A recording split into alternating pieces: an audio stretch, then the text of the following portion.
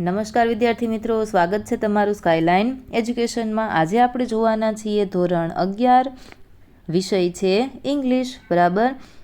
Question bank ચોથી। આ જ ક્વેશ્ચન બેંકમાંથી તમારે 21 તારીખનું પેપર આવવાનું છે, બરાબર। તો આપણે જોઈશું સેક્શન એથી। તો તમે અહીં જોઈ શકો છો, આપણે સંપૂર્ણ લેખિતમાં સોલ્યુશન કરવાના છીએ, એ પણ સેક્શન ઈ સુધી, બરાબર। તો આ વિડીયોને અંત સુધી જોવાનું ચૂકશો નહીં। તો ચાલો આપણે શરૂઆત કરીએ। અને હા, લેખિતમાં સોલ્યુશન કરવાની ખૂબ મજા આવે ને, તો વિડીયોને લાઇક કરી દેજો, તમારા મિત્ર સાથે વોટ્સએપ પર આ વિડીયોની લિંકને શેર કરી દેજો। આવી જ રીતે તમારી એક્ઝામને લગતા બીજા વિડીયો જોવા માટે ચેનલને સબસ્ક્રાઈબ કરો। PDF ડાઉનલોડ કરવા માટેની લિંક ડિસ્ક્રિપ્શન બોક્સની અંદર આપેલી છે, ત્યાંથી તમે ડાઉનલોડ કરી શકો છો। જોઈએ સેક્શન એમાં તમને આપેલા છે ટ્રુ ઓર ફોલ્સ। તો તમારા પાઠની અંદર જે પ્રમાણે સાચા અને ખોટા વાક્ય આપેલા હોય એ પ્રમાણે તમારે લખવાનું છે, બરાબર। જે વાક્ય સાચા હોય એની સામે ટ્રુ અને ખોટા હોય તો ફોલ્સ। તો આપણે પહેલાં નિયરેસ્ટ મિનિંગ જોઈ લઈશું। તો અહીં આપેલું છે પહેલું એક્સપ્લોરર, જવાબ આવશે ડિસ્કવર। બીજાની અંદર જવાબ આવશે એક્ઝિસ્ટ। ત્રીજામાં આવશે લીવ। ચોથામાં આવશે ટેરિફાઈંગ। પાંચમાની અંદર જવાબમાં લખીશું આપણે ગ્લાન્સ। છઠ્ઠામાં જવાબમાં લખો ક્વિક। સાતમાની અંદર જવાબમાં આપણે લખીશું અપોઝ। આઠમામાં એટેમ્પ્ટ। નવમાની અંદર જવાબ આવશે સિક્યોરિટી અને 10મામાં જવાબ આવશે ફોલ ડાઉન। ત્યાર પછી લેંગ્વેજ ફંક્શન લખવાના છે, ઓકે। તો પહેલાંની અંદર આપણે જવાબમાં લખીશું ગિવિંગ રીઝન। બીજામાં જવાબ આવશે કમ્પેરિંગ, ઓકે। ત્રીજામાં જવાબ આપણે લખીશું શોઈંગ કોન્ટ્રાસ્ટ। ચોથાની અંદર જવાબમાં આવશે શોઈંગ પર્પસ। પાંચમો જવાબ લખો તો એની અંદર આવશે શોઈંગ કન્ડિશન। ત્યાર પછી છઠ્ઠું yoga is better than any other exercise, તો પ્રેફરન્સ બતાવે છે, તો આપણે લખો શોઈંગ પ્રેફરન્સ। સાતમાની અંદર અને આઠમાની અંદર જવાબ આવશે રીઝન। નવમાનું આપણે જોઈએ તો એમાં આવશે એડવાઇઝ અને 10માની અંદર જવાબ આવશે શોઈંગ પ્રેફરન્સ। ત્યાર પછી સેક્શન બી। તો read the extract and answer the question. તો અહીં જે આપણને પેરેગ્રાફ આપેલા હોય એ પેરેગ્રાફમાંથી આપણે નીચેના સવાલના જવાબ શોધીને લખવાના છે। તો ચાલો લેખિતમાં સોલ્યુશન કરીએ। તો ચાલો સૌ પ્રથમ તમારે આ પહેલો પેરેગ્રાફ વાંચવાનો છે। એની નીચેનો પહેલો સવાલ છે why do physical disease occur. જવાબમાં લખવાનું physical diseases occur mainly due to external factor like wrong diet or exposure to pathogen. ત્યાર પછી બીજું which are the factor that affect mental disease. તો લખો internal factors like wrong use of senses and the increase of negative emotion। ત્રીજું how can we increase our mental health। તો answer લખો we can increase our mental health by developing the habit of positive thinking। એવી જ રીતે બીજો paragraph વાંચો, બરાબર। એમાં પહેલો સવાલ છે where is the monkey from. Monkey ક્યાંથી છે, તો લખો South America. How did Pia get capuchin monkey. તો એમાં આન્સરમાં આપણે આ રીતે લખીશું। ત્યાર પછી ત્રીજું what shows that the students are eager to know about the monkey, okay. Screen પર આન્સર છે, તમે જોતા જજો। ત્યાર પછી બી, બરાબર। એની અંદર ટોટલ 6 સવાલો હતા, એના જવાબ આપણે જોયા। હવે બીની અંદર પાછા 6 સવાલો છે, એના જવાબો આપણે જોઈએ। તો પહેલું which are the level of Ayurveda healing. તો ફોર પ્રાઇમરી, પહેલું ખરું ખોટું જે હતું એ આના વિશે જ હતું, બરાબર। તો એમાં શું આવશે ટ્રુ આવશે, ડન। ચાલો આગળ જોઈએ when did the medical treatment begin. તો એનો જવાબ જ્યારે આપણે બીમાર પડીએ ત્યારે શરૂઆત થાય। ત્રીજું what is the aim of medical treatment. તો કે જે તમારામાં બ્રોક એટલે કે તૂટી ગયું હોય, કંઈક તમે બીમાર પડી ગયા હોય, બરાબર, તો એને સરખું કરવા માટે। ત્યાર પછી બીજો પેરેગ્રાફ વાંચો અને એના સવાલો જોઈએ. Who is the detective? આન્સરમાં લખો વેલેન્ટિન. બીજું, why did Valentin come to London? Answer અહીં આપેલો જ છે. ત્યાર પછી ત્રીજું, which ability does Valentin have? ત્યાર પછી ત્રીજો સી પેરેગ્રાફ શરૂ થાય છે, એના 6 સવાલો જોઈએ આપણે. What is DNA? ડીએનએ શું છે? તો કે બાયોલોજિકલ મટીરિયલ છે.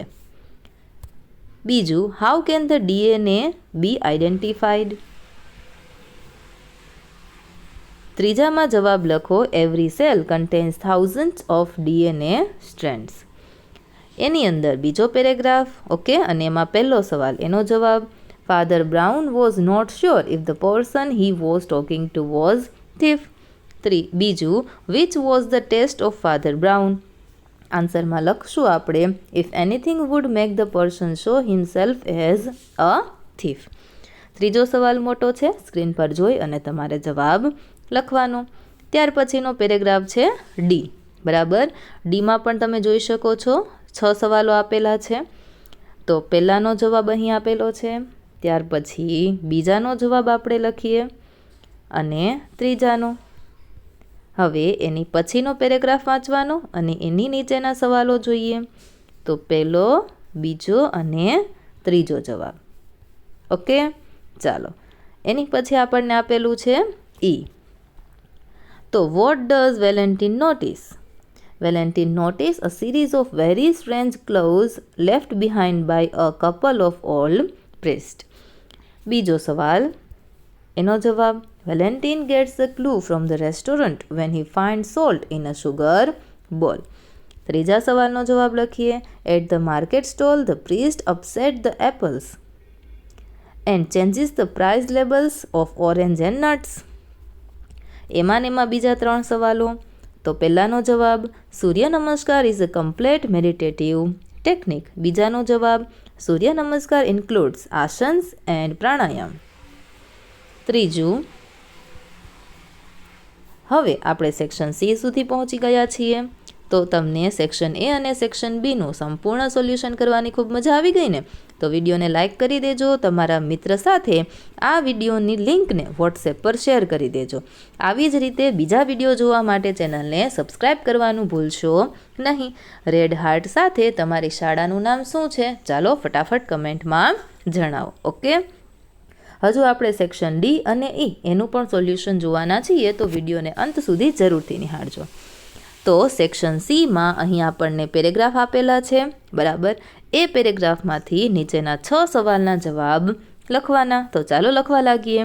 પહેલાનો જવાબ, it was not easy for the boy to study judo because he had lost his left arm in devastating car accident. બીજાનો જવાબ, the boy could not understand why after 3 months of training the master had taught him only 1 move. ત્રીજું, the master replied to the boy query was, this is the only move you know, but this is the only move you will ever need to know.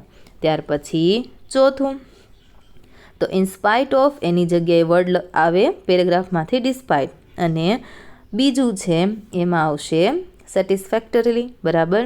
એ આમાંથી ગોતીને લખવાનો છે આપણે. પાંચમું, how old was the boy? કેટલો old હતો? તો આપણે જવાબમાં લખવાનું, આ નથી લખવાનું, બરાબર. અહીં આપેલું છે 10 year old boy. છઠ્ઠું, how many moves does the master teach him after 3 months? તો લખવાનું ઓનલી 1 મૂવ. આ જવાબ નથી લખવાનો. શું લખશો? Only 1 move.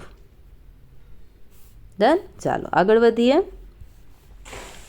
તો બી, એમાં પણ 6 સવાલ છે. પહેલું, what was the man whose bed was near the window suffering from? તો ચાલો આપણે 6 એ 6ના આન્સર જોતા જઈએ. પહેલાનો આન્સર, બીજાનો આન્સર, ત્યાર પછી થર્ડ, ચોથાનો આન્સર અને પાંચમા અને છઠ્ઠાનો જવાબ તમે અહીં જોઈ શકો છો. ઓકે, ચાલો એવી જ રીતે સી આપેલો છે પેરેગ્રાફ, એના 6 સવાલોના જવાબ જોઈ લઈએ, બરાબર. ચાલો પહેલો, બીજો, આ છે ત્રીજાનો જવાબ, ચોથાનો જવાબ, પાંચમાનો જવાબ અને છઠ્ઠાનો. આનો મતલબ પેરેગ્રાફમાંથી જે વર્ડ નીકળતા હોય આપણે શોધીને લખવાના. ઓકે, ચાલો. ત્યાર પછીનો પેરેગ્રાફ છે ડી. બરાબર, ડીમાં પણ 6 સવાલ છે. ચાલો, સ્ક્રીન પર છે એ રીતે તમારે જોતા જવાના. વિડીયો પોઝ કરી અને તમે લખી શકો છો. ત્યાર પછી છે ઈ પેરેગ્રાફ. એમાં પણ 6 સવાલ છે. એના 6 સવાલોનું સોલ્યુશન આપણે કરેલું છે. ઓકે, ચાલો આગળ જોઈએ આપણે સેક્શન ડી. બરાબર, પછી આપણે સેક્શન ઈનું સોલ્યુશન પણ જોઈ લઈશું. તો સેક્શન ડીમાં આપણને કહ્યું છે rewrite the paragraph choosing the correct option. તો અહીં 2 ઓપ્શન આપેલા છે, એમાંથી આપણે એક ઓપ્શન સિલેક્ટ કરી અને લખવાનો છે. જોઈએ. In Gujarat the black bucks are seen in Saurashtra. The famous black buck national park is located at Velavadar. બીજું, lower your knee chest and forehead with your palm firmly on the ground next to your chest. Okay, જે હું round કરું છું એ સાચા જવાબ છે, તમારે લખવાના. ત્રીજું, children today we have to talk about domestic animals and just to make it interesting, let's start by an account of you telling us about the pets you may have at home.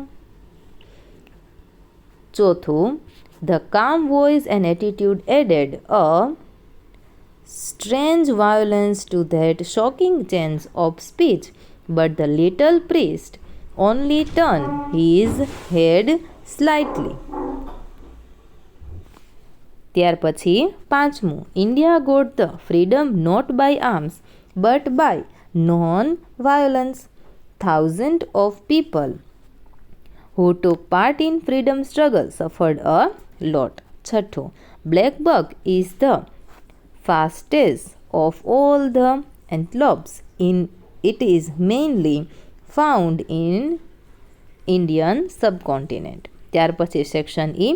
એમાં આપણને 80 વર્ડના report લખવાનું કહ્યું છે. બરાબર, તમારે તો કોઈ પણ એક લખવાના છે, છતાં પણ હું તમને 4-4નું સોલ્યુશન કરાવી દઉં છું.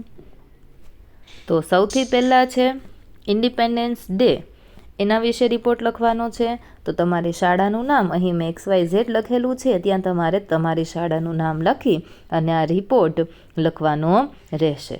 ત્યાર પછી બીજો રિપોર્ટ છે, એ તમે અહીં જોઈ શકો છો, સ્ટેચ્યુ ઓફ યુનિટી વિશે. ત્યાર પછી ત્રીજું, સ્પોર્ટ ડે વિશે લખવાનું છે. અને ચોથું છે યોગા ડે. ઓકે, તો સોલ્યુશન કરવાની ખૂબ મજા આવી ગઈ ને? તો વિડીયોને લાઇક કરો, તમારા મિત્ર સાથે વોટ્સએપ પર શેર કરો, ચેનલને સબસ્ક્રાઈબ કરો અને PDF ડાઉનલોડ જરૂરથી કરી લેજો. કમેન્ટ કરો તમારી શાળાનું નામ.